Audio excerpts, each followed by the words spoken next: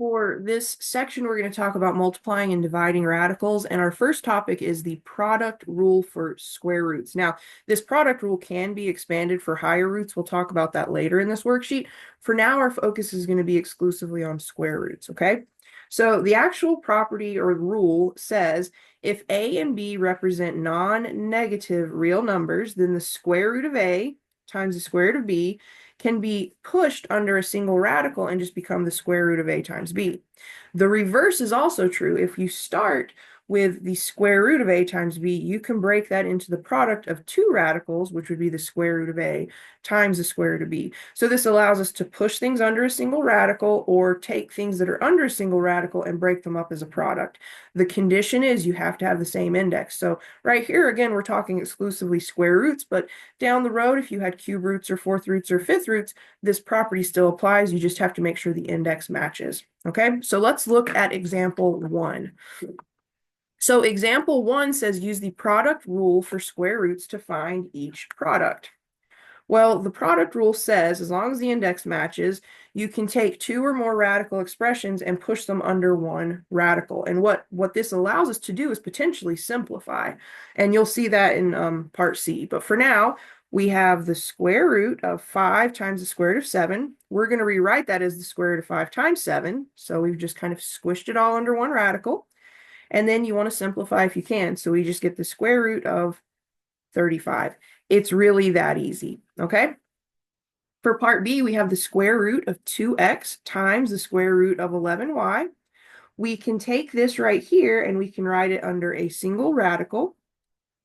So we get the square root of 2x times 2y, or well, 2x times 11y.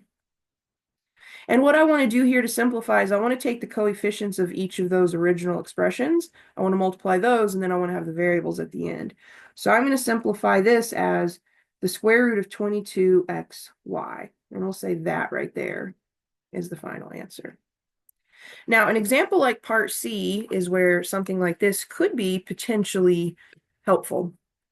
So we have the square root of 3 times the square root of 3. We can write that as the square root of 3 times 3. I do want you to notice here, under the radical, we have two identical factors. Well, we know 3 times 3 is 9, but remember, the square root of 9 is just 3 because one of two identical factors of 9 would be 3. So notice how we have two identical factors, 3 times 3 under the radical right here. And the square root ends up just being one of those two identical factors. So this property can be used to just simplify things. Let's look at another example kind of like this. It's not officially on the worksheet, but we're gonna add it. What if we had something like, oh goodness, I don't know, the square root of 2 times the square root of, let's say, 8. Okay, well, the square root of 2 is just the square root of 2. The square root of 8, we'll learn how to simplify something like that later, but for now, we're just kind of like, okay, the square root of 2 times the square root of 8, cool. But if we push this under one radical, we get the square root of 2 times 8, which is really the square root of 16, which we should hopefully at this point know is just 4. So there is some power behind this rule. It allows us to take two things that maybe aren't simplified and then simplify them very, very nicely, okay? Now, part D, we have fractions. Fractions don't change things at all. The same rule applies. As long as the index on the two radical expressions is the same, you can push things under one radical. So we could write this instead of the square root of 2/3 times the square root of 5/7. We could write it as the square root of 2/3 times 5/7. Hopefully you remember some basic rules from fractions. When you're multiplying two fractions, you just multiply across and then simplify if you can. So multiplying the numerators, I get 2 times 5 is 10.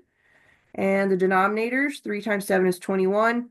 10 over 21 won't simplify, so we are done. Okay, now one thing I did not show you, but I do want to show you now, is the reverse side of this property. This part of the property right here, where you take a single radical and you split it into the product of two radicals, that is going to be really powerful when we learn how to do something called simplifying radicals.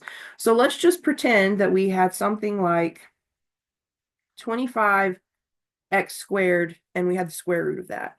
Well, we could simplify this in its exact form, but if you break it apart, it becomes really easy to see how you simplify it.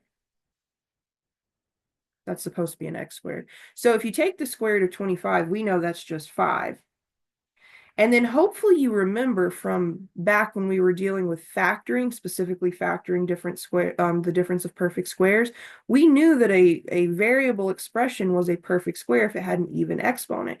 And the way we would find the square root is we would keep the variable and then just take the exponent and divide it by 2. That's how you'd find the square root of a variable expression. So if I have the square root of x squared, that's just x. And then I take the exponent of 2 and divide it by 2, so I just get x to the first power. So this property in reverse is also helpful. It allows us to break things apart and simplify very easily. You could even take something like, let's go back down here. We could do this one right here. So I'm going to kind of star them in red so you can tell. What if I did the reverse of this property and we had, okay, we have the square root of 16, and let's say we weren't sure how to well, let me not do 16. Let's do 32. I like 32. So if we had the square root of 32, I could say, okay, well, the square root of 32 is really 16 times 2, okay? And the square root of 16 we know, the square root of 2 we don't, but we could still break the square root of 16 times 2 into 2 radicals, and that would just become 4 times the square root of 2. This idea right here, what we did with this example here, that's going to be the heart and soul of what we do in the very next video. So kind of ponder that while you're looking at this product rule, because it does help us when we need to simplify radicals. Okay, and that's going to be the very next video.